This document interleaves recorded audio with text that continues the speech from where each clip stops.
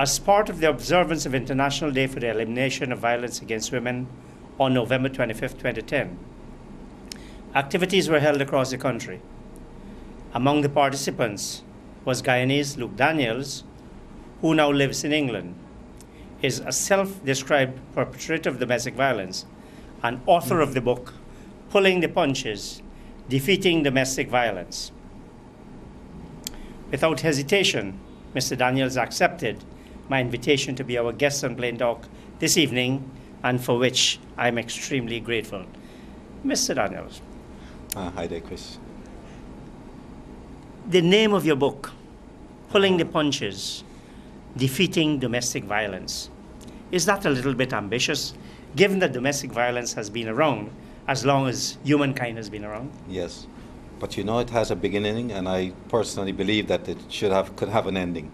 I know not in very short term, but certainly I intend for the next 10 years to keep hammering away at, as it were, at ending the to get perpetrators to stop the violence. That for me is the mission that I'm on.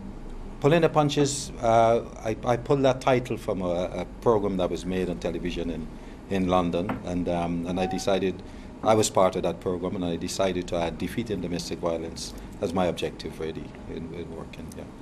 How do you measure success in this area? Okay, when I get a man to stop his violence, or a woman, because increasingly women are perpetrating as well, and I've worked with some women, but the majority of people I've worked with are men, and so for me it's getting people to stop the violence. It must stop completely. And most times when I talk about stopping the violence, we're most times looking at physical violence, but there's also the emotional abuse that has to be addressed as well. You've been in Guyana for a few weeks now. That's right. You've been going around the country, you've been talking to people, you've been on television programs. True. Give me your impressions of Guyana's attitude to domestic violence. I think, people are really fighting for change, and I think people got fed up with it. I mean, the headlines in the papers almost daily is about abuse, somebody being killed, somebody being wounded, some serious abuse, and I think the country is about getting fed up with it. Certainly the group of women I was, happened to be going up and down the country with, they were very committed to seeing an end to domestic violence and getting it on the agenda so that changes, real changes can be made. But as I said, your impressions of the violence, now you're talking about one lot there, you're talking of women, essentially those who would be victims or persons who are championing the cause of the victims and addressing the solutions? Well, both, because we did have, some women coming forward to meet with us and say that, they were, and I like to use, survivors rather than victims, because it's much more positive. It helps people to try to move on from that position of being victim. But mainly I was working with the women who were trying to do something about it, to have an impact on stopping the violence, as it were. And I like the campaign that they ran, which was, break the silence, stop the violence. And I think that's really an important message for us to get out there, because often the survivors of domestic violence, they hardly speak about it, and sometimes, when it's much too late. So encouraging survivors to come out and speak out, to let people know, if they're being abused. In London, you work with a lot of perpetrators. Yep. Did you have the opportunity here, and did people come to meet you, perhaps men, to say, look, I have a problem? Yes. That I don't seem able to control. I abuse physically or mentally or psychologically, abuse my spouse, my partner. Yeah. Can you help me?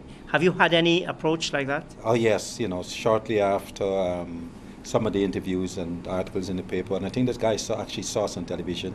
He contacted the organizers and said he needed help. I've seen him for a couple of sessions, and I'm very hopeful that we will see some changes in this man. He's reached out. And I think it's important when somebody can actually recognize that they've got a problem and they want to do something about it. So it's important when men or women actually come forward that that's the time to start to take some action as quickly as possible, rather than letting it leave for months on end. So, But in so I've counseled somebody in this last couple of days. Yes. somebody, that means just one person came. Just one person. I mean, there were other people who made approaches, but my time is limited here, and I'm doing lots of other things, and I'm leaving pretty soon. And it wouldn't be fair in some ways to start counseling sessions that I can't complete.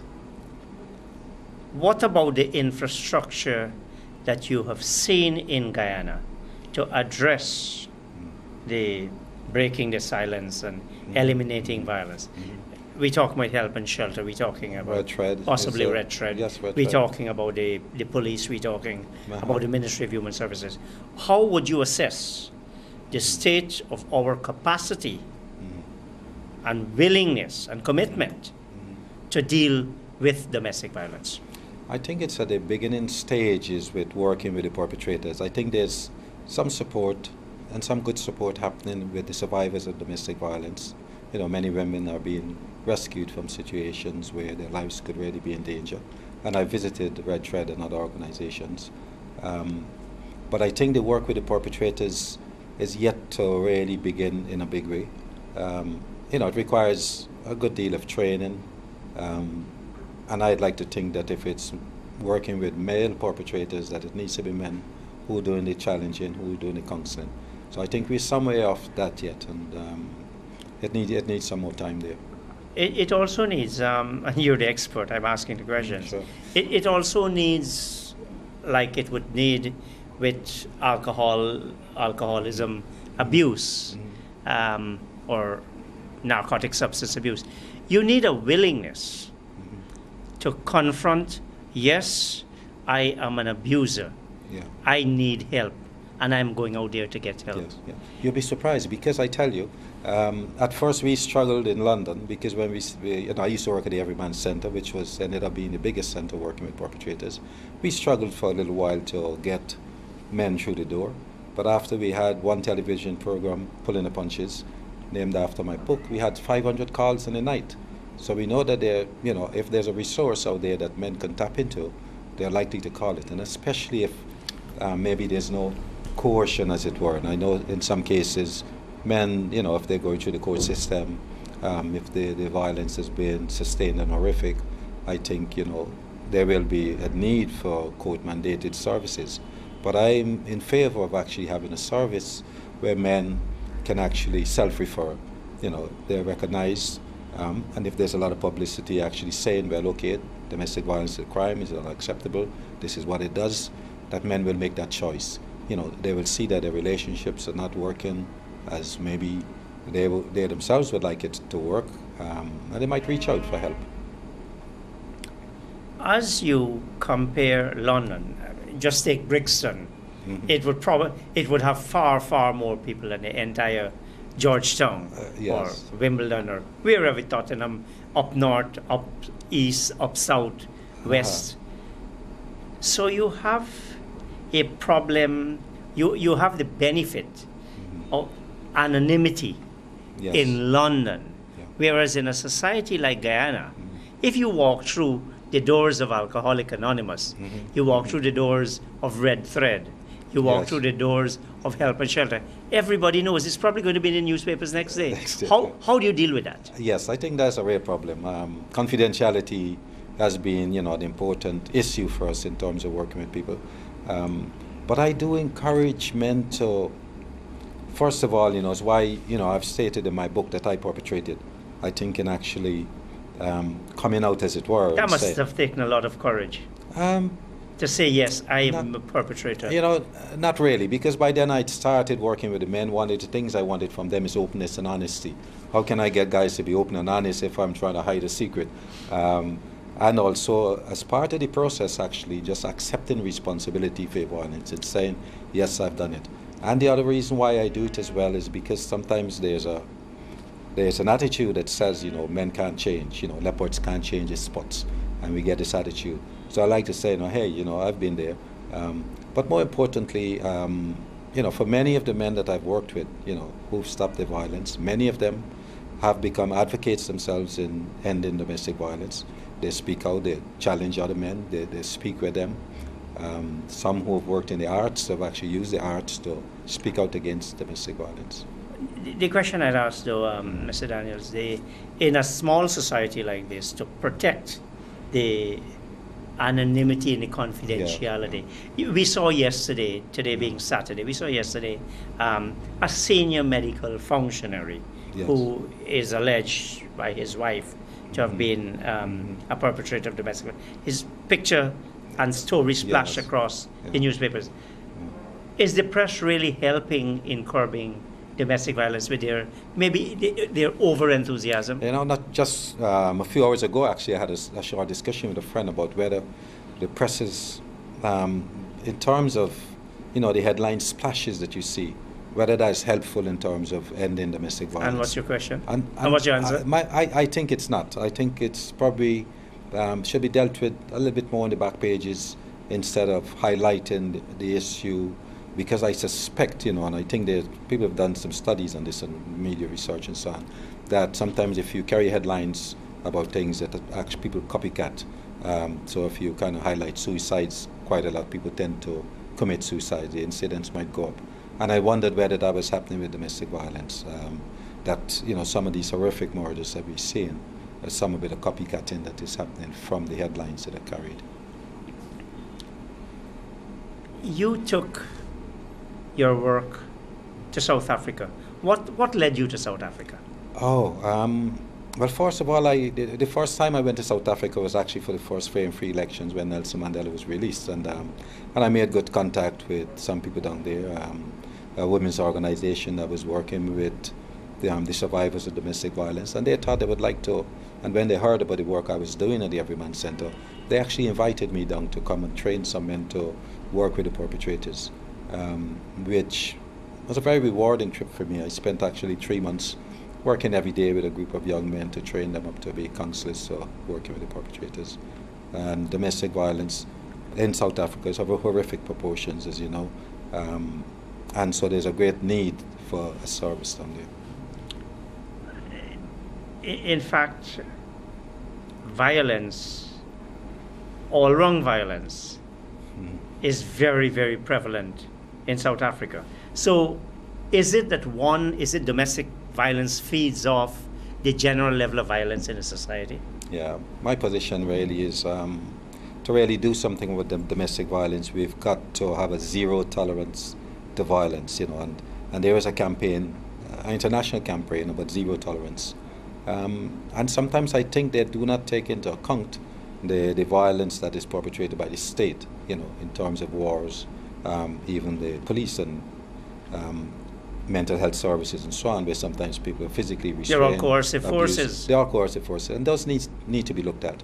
And I do think that the whole emphasis on war actually makes domestic violence worse, because some research has shown that in times of war, the countries that are at war, domestic violence actually goes up in those countries. So I think it doesn't help. And for me, the whole thing about war is about socializing men. Who's going to do the killing? Who's doing the fighting? Mostly it's men. So there's a need to socialize men to be violent. We need men to be able to fight and to be violent. And because of that pull to see that men are able to use violence, I think pushes men in this society to be violent. It's one of the stereotypes. You've got to be the killers, you've got to be the fighters. But that's how civilization developed practically, isn't it? And it probably needs to stop. As you said in your book, you go there, you capture women. You want to grow the population so that we could go and conquer another territory next year and the year following. But now we're overpopulated. We're more in danger of having too many people. So those attitudes and those behaviors need to change. But I think there's a whole what has been cultivated over millennia must be pretty difficult. You're fighting a genetic, biological, cultural, sociological war all at the same time, isn't it? For me, it's sociological mostly, because I don't think it's genetic. I don't think, there's anything in our makeup that says, we've got to fight. I think from genetics, what they've actually shown is that men are more violent than women? No, that men are more assertive, not necessarily violent. And I think, although we're more assertive, that the violence is actually something more of a learned behavior. This is why, I think we can actually get men to unlearn the violent behavior. And yes, it is a big challenge, but I think we've got the power in our hands in some ways, because I do feel that parents have got an important role to play in this. And I also speak out when I talk about the zero tolerance for violence. But the state, as you said, the state is one of the big... The state has got to set up, the laws have got to be there. You know, you've got to make sure there's a framework, there's laws saying... And I'm thinking of the coercive forces of the state, the police and the army and those groups. There's contradictory things, of course, because, you know, we've got on one hand the state depends on men's violence, and then on the other hand, we're saying, hey, you know, don't be violent to women. But remember there was... not too long ago, and in England, for instance, you know, 100 years ago, it was legal for a man to beat his wife with a stick, provided it was no thicker than his thumb. So we got a rule of thumb in law. You know, that was just over 100 years ago. It was legal for a man to beat a wife. 20 years ago, in some states in America, it was still legal for a man to beat his wife. You know, like once a month is okay, but no more than that. So we know that the state has actually coerced men and pushed men into what I call the oppression of women, and now that role, now that, you know, I think that the feminist movement has done quite a lot in saying, you know, hey, this is oppression, this has to stop. They've made a noise, it's on the agenda. The states are being pushed into doing something about it, but then it comes down heavy on men. Instead of saying, well, okay, you know, we've conditioned you guys to beat up on women for a very long time, so we could make sure that they know that we're the boss, because basically that's what it's been. And now they're saying, well, you've got to change, guys, and by the way, you know, there's a long prison sentence waiting for you if you don't change overnight. And I'm saying in some ways that is not a fair and the best way to go about it. You know, lots of research again showing that, you know, you imprison people, they end up being more violent, they come out of prison more violent. So I think, you know, if there's imprisonment... But that's because the prison system is itself... The prison system itself is violent, so there's a lot more violence in there. So the thing is, I think... you know, there needs to be some counseling and some intervention whilst men are incarcerated, so they can start to begin to look at their relationships and how they can stop, you know, their violent behavior. In the prisons in the UK, do they do that kind of counseling? They do provide, some social services department actually go in. Some people are critical of it because I think to actually do healing work, that kind of work within the prison system, which can be quite tough. People who have done the work, I've been into some prisons just doing some workshops, but people who have actually been counseling and working in prisons feel it doesn't really work because the whole setup, the whole framework is not geared towards a healing kind of process. But there's an interesting story you tell in your book.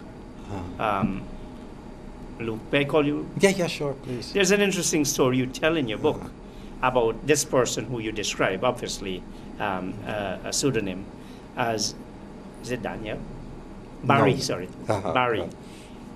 He goes in jail and he makes all these promises to himself and he thinks he's reformed.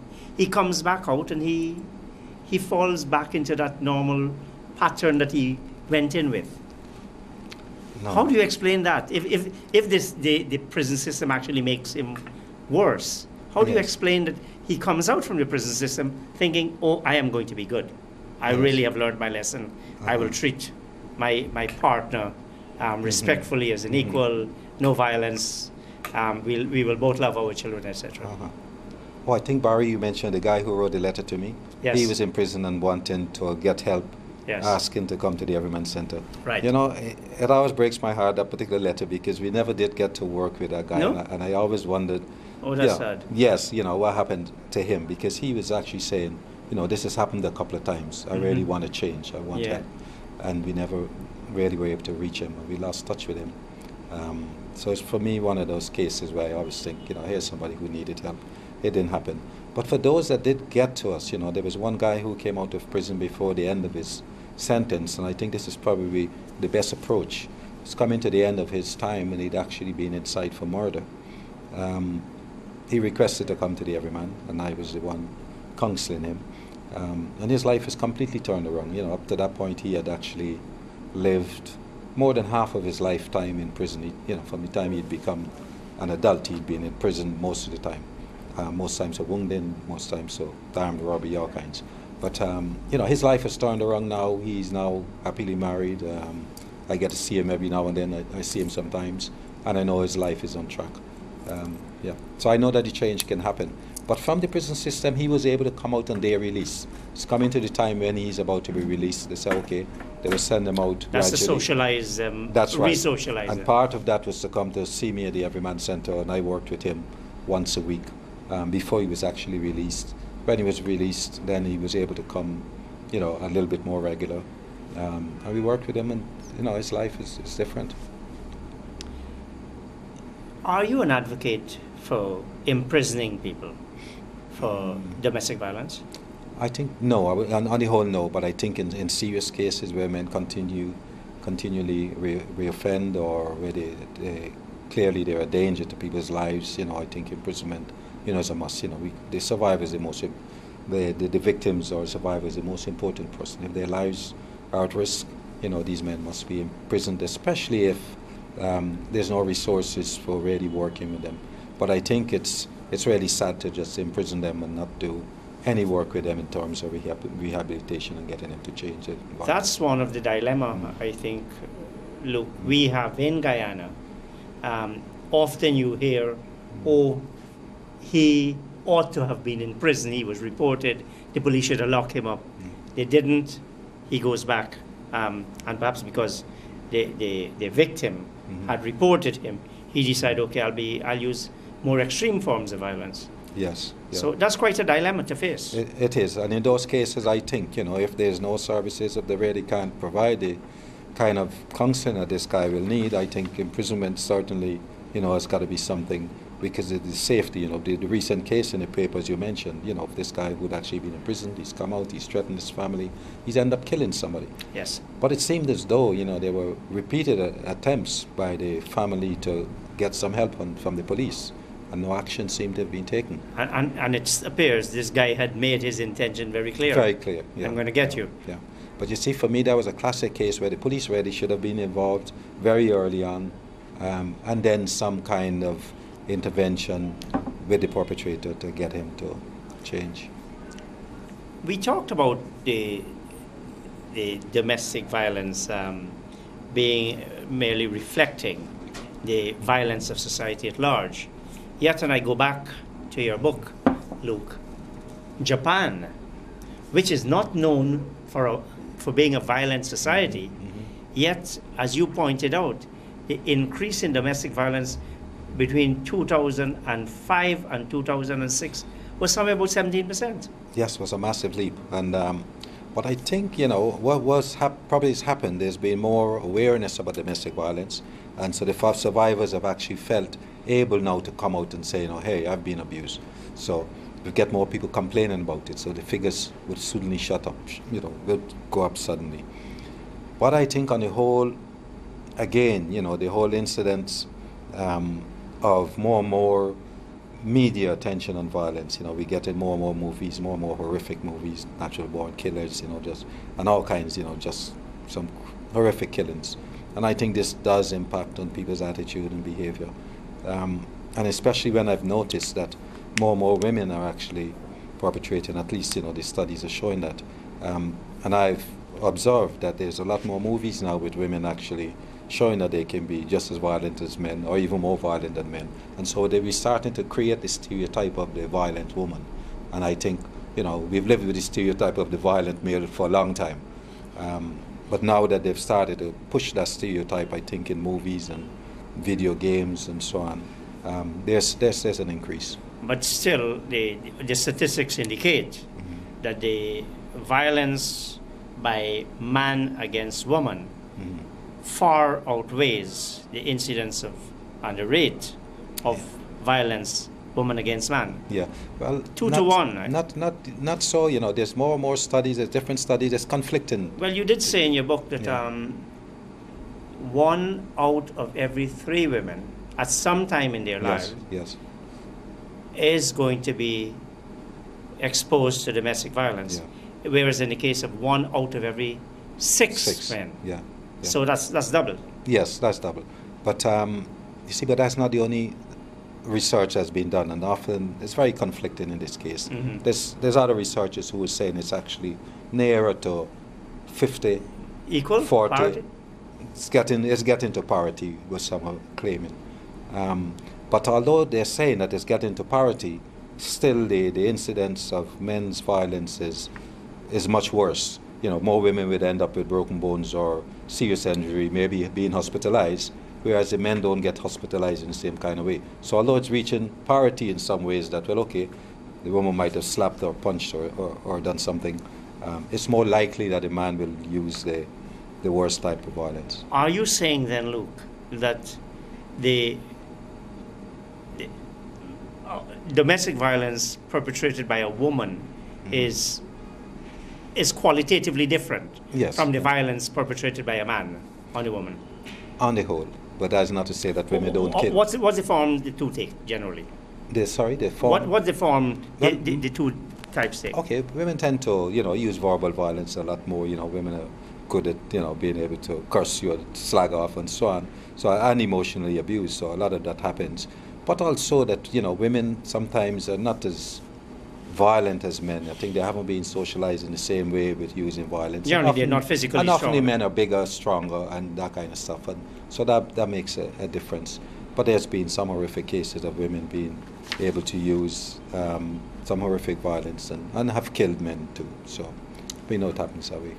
Given that situation then, the different expressions, different forms of domestic violence, how do you in fact define domestic violence? Well, for me, it's anything that's it's economic abuse, it's financial. Financial, if you withhold or take away or deny women money, that can be abuse. It's sexual abuse if there's rape or forced sex that's happening, or forcing women to do things or sell their bodies and so on. So those things could be happening. There's emotional abuse, there's psychological. Sometimes men might kill a pet or something just to frighten or terrorize a woman.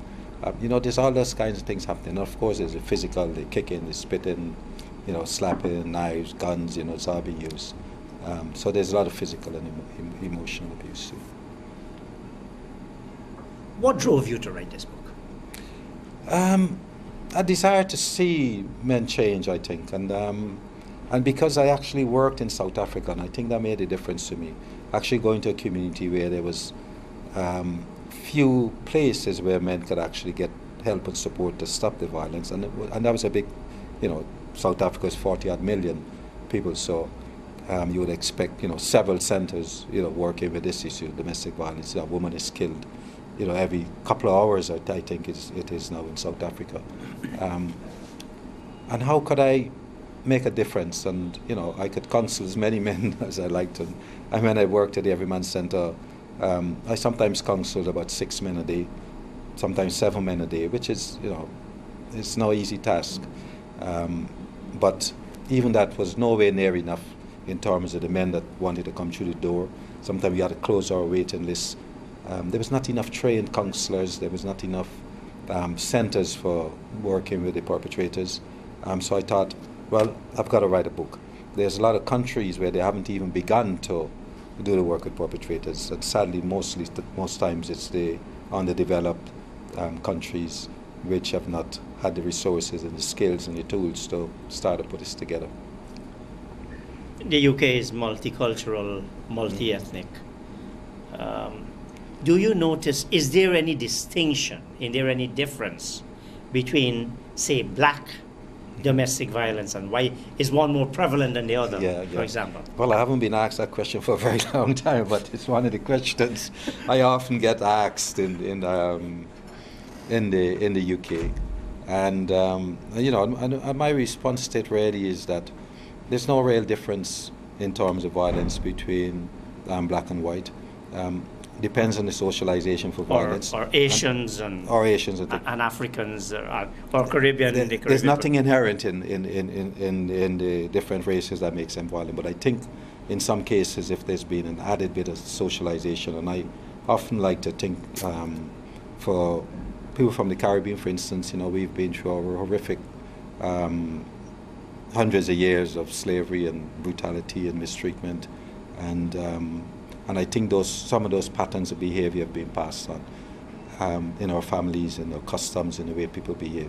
And I think. But those in Africa didn't go through that, and yet. No, but they also went through colonialism, and there was a lot of brutalities and wars and fightings and internal stuff happening. So But I think the Caribbean in particular, and some of the Americas, of course, that went through slavery, the brutality that our foreparents actually went through has had some impact on how we parent. As a child growing up in Guyana, I've known people, I remember complaining once to an older woman who was my neighbor that I'd been beaten, and she said, "Oh, you were lucky because, when she was small, she was also beaten and had to kneel down on a grater in the hot sun."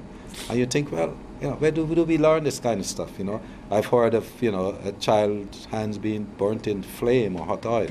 And you think, where's that coming from? So I think we haven't completely got over or healed from the effects of the brutalization of slavery, and it does impact. But also I think for black men, you got to remember as well, the socialization for violence. The heavyweight boxing, is one of the places where that socialization works. Heavyweight boxing has really been about black men, so we get a lot of black on black violence. Again, research is showing that, if people look at images of black on black fighting, there's more people get killed in the streets next day, and if it's two black men fighting, more black men will die. If it's a black and white, and the white one is beaten, it shows that more white men actually die in the streets next day. On Plain Talk this evening, we're discussing with Mr. Luke Daniels the issue of domestic violence. We'll now take an ad break. We'll be right back.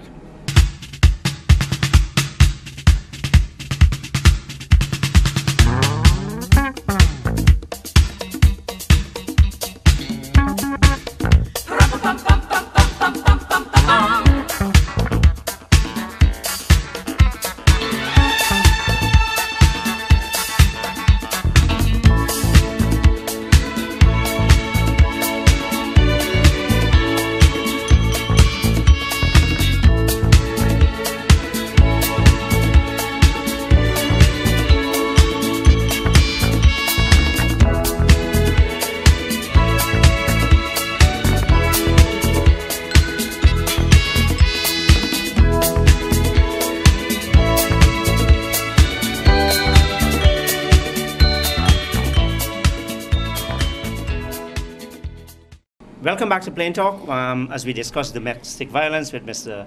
Luke Daniels, Guyanese resident in the United Kingdom, writer, advisor, and counselor on the elimination of domestic violence. We talked just before the break, we talked about the ethnic differences. What about the class differences? Is there more domestic violence among the poor people because of the tensions of everyday life, as opposed to the people higher up the social ladder? Yeah, I guess the first thing really to say is that it happens in all social classes. Working in London, I've worked with solicitors, I've worked with ministers, I've worked with policemen. I thought you were going to say accountants just now. Even accountants, it's. So I know it's from all ages. I've counseled men who are in the 80s, who've been perpetrators. So young men, 16, 17. So we know it happens across, age, race, class. But I do think that there's more prevalence in the working classes simply because of the conditions that they live in. Some often crowded, scarce resources. People tend to fight and argue over things that maybe people who've got the resources don't have to fight and battle over. But also some studies are showing that education does make a difference. Is why for me a part of my book is about raising awareness, to try to educate, as it were, because research shows that the more education somebody has, the least chance they use less violence. So that needs to be employed in terms of reducing domestic violence. How can the workplace, either with its pecking order, or help or contribute to a culture of violence, psychological or otherwise? Yeah, I think the workplace could be a terrific place to raising awareness and encouraging people to not to stop violent behavior. Certainly for me, in other areas of work that I've done, I take issues to the workplace and get a chance to work with workers, close up, and they're able to address those issues. And I think this could be done with domestic violence. That at the workplace, people actually can go in, raise awareness, do the training, see who needs help, because that's what will happen. But raising expectations is something I do worry about. If people feel they can come forward and get help and there's no help actually out there for them, can be very discouraging. So I think, along with raising awareness, there has to be services for people to get the support they need. The court system. And in the UK, there was this famous case. Actually, the film was shown on NCN last night. Okay. It's called Provoked. Yes, I've heard about it. I'm sorry, but I missed the film. It's a real-life story of, I think it's a Pakistani woman. Aluwalia is her name. It's a famous case you use in law students would use. She had been subject to 10 years of brutality, physical and otherwise. And she just decided her husband was sleeping one night. She took gasoline, soaked the mattress, set the light afire, set the mattress afire. Yeah. He died. Yes. Yet she was convicted. Yeah. She was spared, however, and in fact received public acclamation, I think, by Tony Blair's wife. Yes, she's been. I know Tony Blair's wife has been, at the forefront in raising awareness about domestic violence and doing some things. So how does the court system come in? Had it been the other way around, she probably would not have gone to prison, because often, one of the ways many men get off from horrific abuse is provocation. So they've always used the law to say, well, okay, this woman was doing things that has provoked this man to such an extent, he suddenly lost it and killed. In this case, they said this woman has been scheming and plotting. That's right. And that she had 10 hours to think about it. That's right. So therefore, let's send her to jail. That can be provocation. Right. So, we know that the law is not defined ready. In law as almost the impulsive reaction. That's right. To something. That's right. The term high-tech violence came into vogue when your colleague, who was one of the joint sponsors of the rally, Ms. Varsity Singh, yes, described her common law spouse, President Jagnew, as practicing high-tech violence. Is that a concept of which you're aware? Well, it's a new one that's been about, and I think because the way technology is moving, I think somebody was restrained or had some injunction placed against in England recently because of constant messages that were being relayed on the mobile phone and also on the computer, and so I think, yes, and it is a form of harassment, so I'm not surprised that it will be something that will be used more and more. And fortunately, there's a proof, because if you've got this thing on the phone and you've got the records on your computer, I think men or perpetrators had better be aware of what they do and how they use technology to harass and to intimidate women. I'll tell you a word I learned yesterday from a female friend of mine. She said she described as an email as abuse as opposed to abuse. Yes, I guess as things change, we will get different terminology and words being used. And, yeah. There was a letter in yesterday's papers. The writers were a number of women on the lower socio-economic rung of the ladder, talking about economic violence.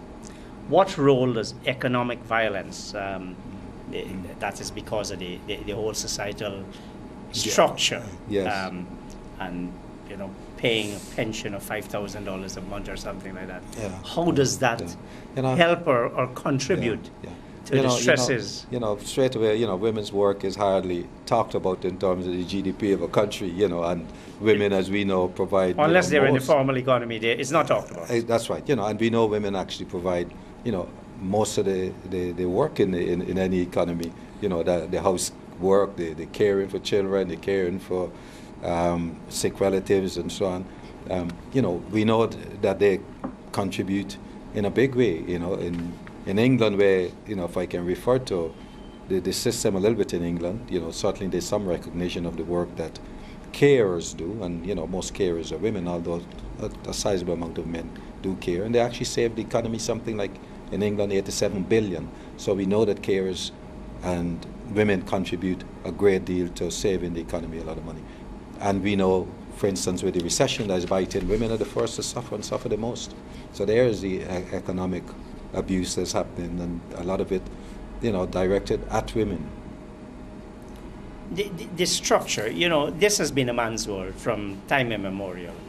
The structure not only is woman's wage, the domestic wage in a home, not recognized, but certain of the tax benefits that were available, the wife's allowance, the domestic allowance, the child allowance, all those things the state has actually taken away.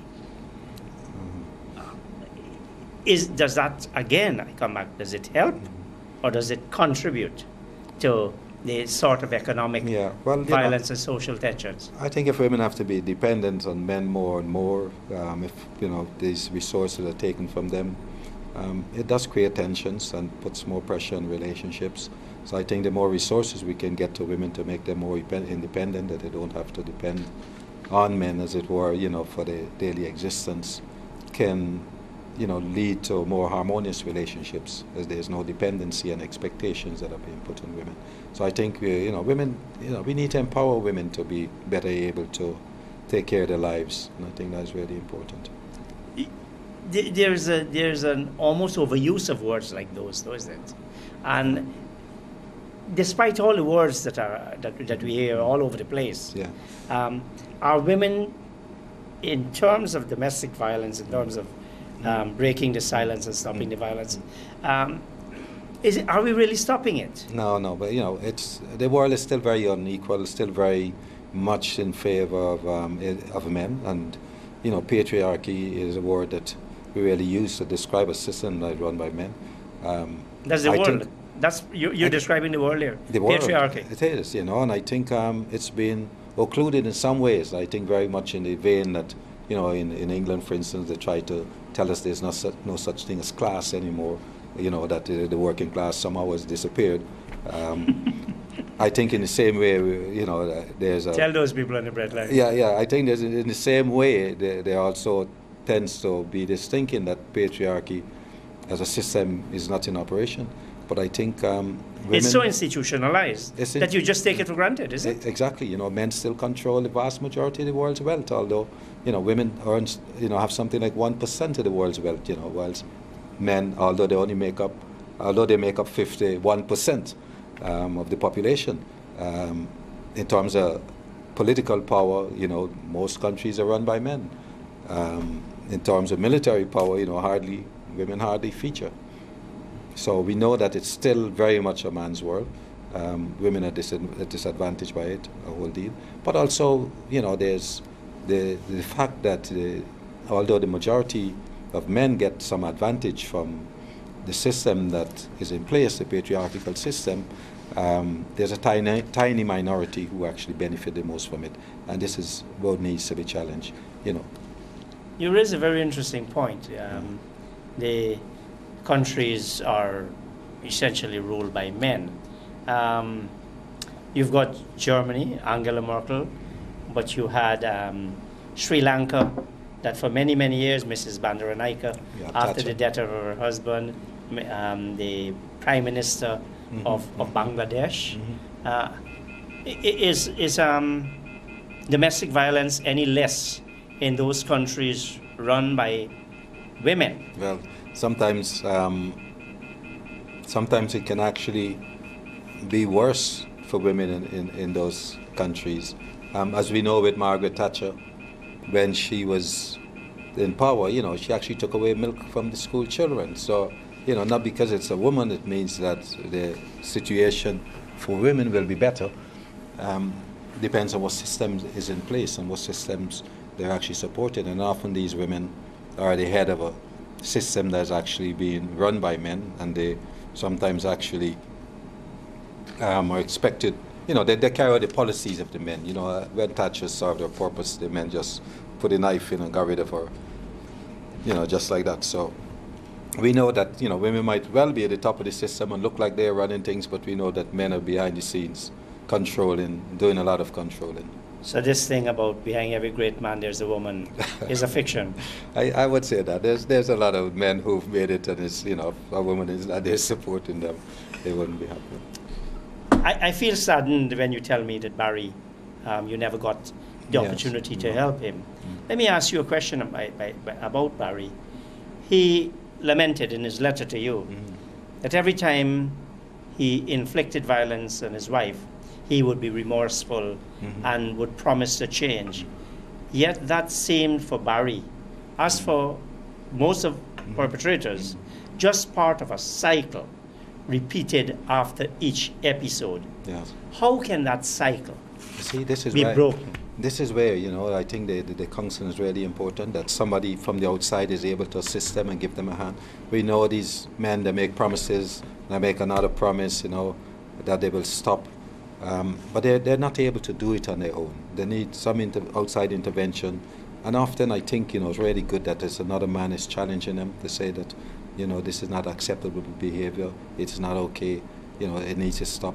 And also to help them to go back to their early childhood memories, because for most of the perpetrators, you know, and I've worked with lots of perpetrators, what I've noticed is that the ones that have been really brutally treated as children, you know, they grew up to be the worst perpetrators. You know, if they've been neglected, really mistreated, hit with instruments and all kind of stuff, they will grow up and perpetrate in a horrific way. The ones that have been hit in a more controlled way, and some people talk about, oh, these loving smacks and so on, I don't believe in them, because, you know, I actually think you've got to escalate it too. You know, you hit a child with a loving smack, they'll smile and, you know, do something else to get another one of those loving smacks. So I don't believe in those. So I think, you know, for me, one of the root causes really is the way we mistreat children when they're young. They grow up, they learn that using violence is okay and acceptable. I always tell the story of one guy who, you know, I'm sitting counseling him. You know, he's just told me that he's had such a brilliant childhood. He grew up in the islands. He's had such a brilliant childhood. Everything was really breezy. You know, 5 minutes down into the session, he tells me of his dad picking a whip from a tree to beat him because he'd ridden a pig on this farm. And for him it was okay because his father had always warned him not to, so he had deserved it. You know, and this was a man who was hitting a woman because she deserved it. She didn't do as she was told. You know, and to make that link. So I think if we can, you know, one of the ways that, you know, parents and the ordinary person out there in the street can actually do something about domestic violence is the way in which we treat children. And I think, you know, certainly hitting children is something that contributes a lot, I think, to a violent society. We teach them that using violence is okay. How do we break that cycle? You know, I'll give you an episode I witnessed, therefore firsthand, last whatever day it was, at the rally on the 27th. I was standing near to one of the booths, and jokingly, one of the girls who was wearing Stop the Violence, Break the Silence, Stop the Violence, the guy teased her, and she turned to him and said, "You want me to kick you?" Yeah, and I said, "Madam, you see what you're wearing on your blouse?" Yes, yes. So, it takes a big shift, you know, for people to start to embrace nonviolence. So can it become a slogan rather than a genuine internalized practice? It can become a slogan, and easily, because I tell you why. I think once we've been hit, and most of us got hit as children, you know, we internalize some of that. And because our parents loved us. And yeah, you get, you know, because I love you so much, you know, this will hurt me more than it hurts you, you know, that's word. And you're getting these blows. And so then we're surprised when sometimes women stay in abusive relationships, you know, they're confused was loving and was, you know, mistreatment. So these, you know, when we give these messages of, you know, it's because I love you that I'm hitting you, you know, that can have an impact on how women actually maybe stay in relationships that are abusive. I hope practitioners, social workers, may be looking at this program. When you offer counseling, do you offer counseling only to the perpetrator, or do you do it in the form of, let's say, the way they would do it, I think, in marriage counseling, where you bring both spouses together? I think it's a particular skill. Personally, I do see couples. I would work with the perpetrator until I feel that they're at a place where they're ready to accept change, and they want to move on with their lives, as it were. If it is they're in a relationship, and I've got contact with the woman, I would see her for a session or so. Or the other part. Or the other partner, or the other way around. See them also. See what their thinking is, where they want to go with this whole thing. They might well say, well, I don't want any more of this. Or is he just started or she just started? Right, and if either person really has come to the end with this relationship, and one of my letters in the book is from a woman who was thanking me for getting her partner to realize that it was over. And so, I think sometimes it's about getting a peaceful resolution, finishing the relationship if it's not going anywhere, the love is gone, there's been too much hurt and abuse, and sometimes people need to move on. But if both people are willing to work at whatever ends they need to be doing, then I will bring them together and we try and figure out the way in which they can have a better relationship. So that I don't forget, Luke, is this book available for sale in the bookshops in Ghana? Not as yet. There's a distributor, Reverend Hundley. His number I can get out of my bag and you can have that in a minute. He's got some books, and I think he will hopefully get them around to the bookshops. Apart from that, people can actually get them on my website, which is www.pullingthepunches.com. But if I may say so, without trying to do any plugging, I do recommend this book for both perpetrators and survivors of domestic violence. The discourse, as we said, always seems to be about the dominant male. Yet, as I referred earlier to the statistics, about 3 in 1, yes. 6 in 1, and in same-sex relationships, I think it's about 4 in 1. Yes. What kind of challenge do these statistics prove or provide for you? Well, it is challenging, and I think they are trying to, in some ways, especially in England, try to get out of these different research methodologies so they can actually reflect a true picture. And I know they've made some advances in this in England so that they can actually, you don't get something looking quite different from one set of researchers and from another. So they're trying to marry it all up so it looks quite good.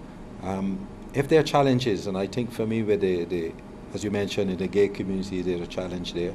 And I think they are providing, some counseling for their members in England, where they've got the resources to.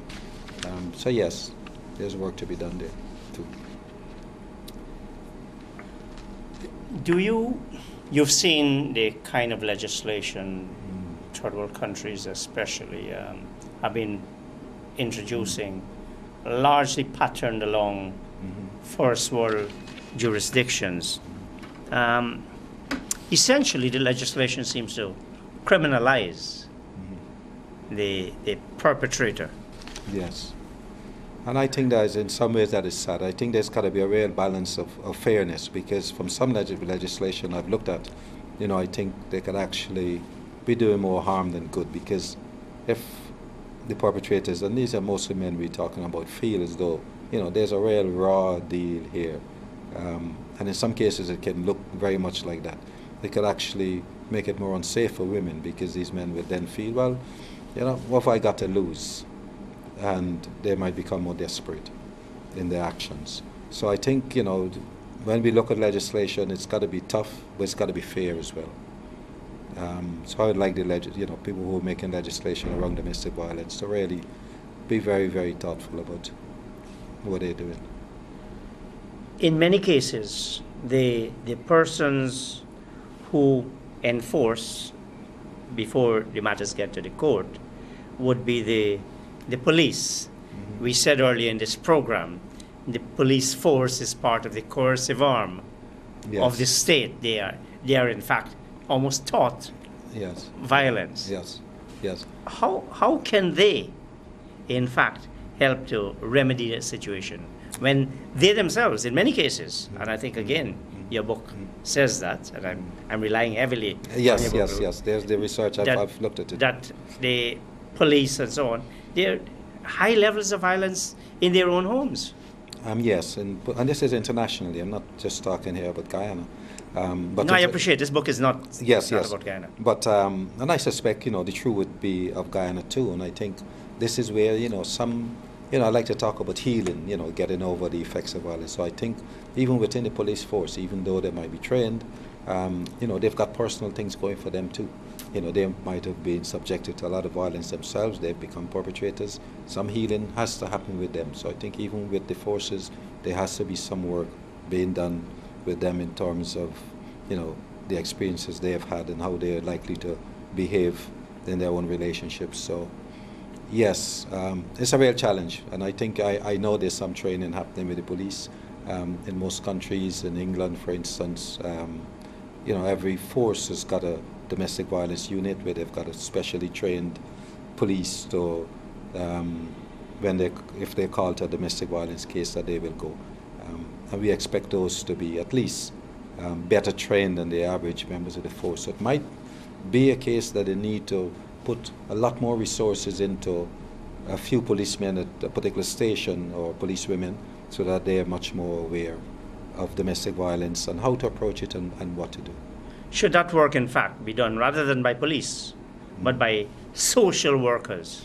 I think outside. If it requires a special skill, and as you're saying, yes, that it's certainly a specialization in dealing with it.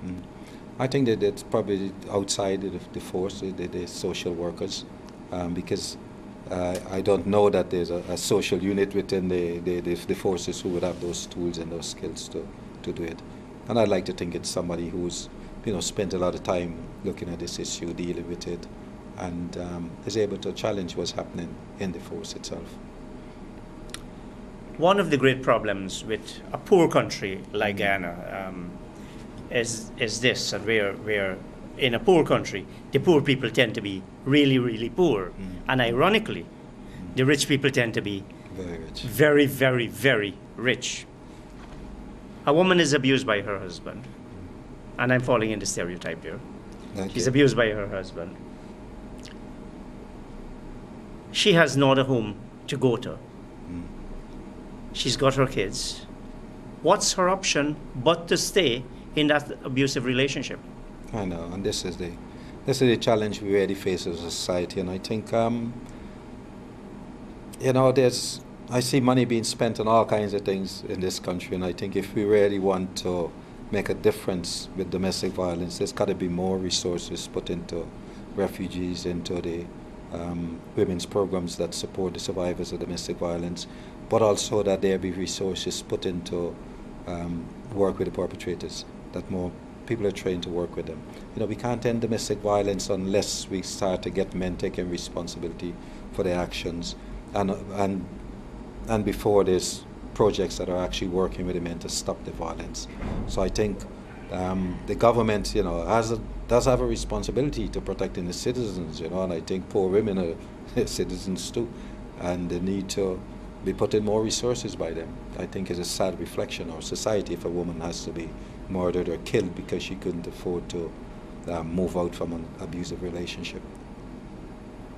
Another feature of the Guyanese society, and at all levels, is that a man abuses his spouse, his partner. She goes to the police. Statements are taken, resources are consumed. In all of this, the matter reaches the court,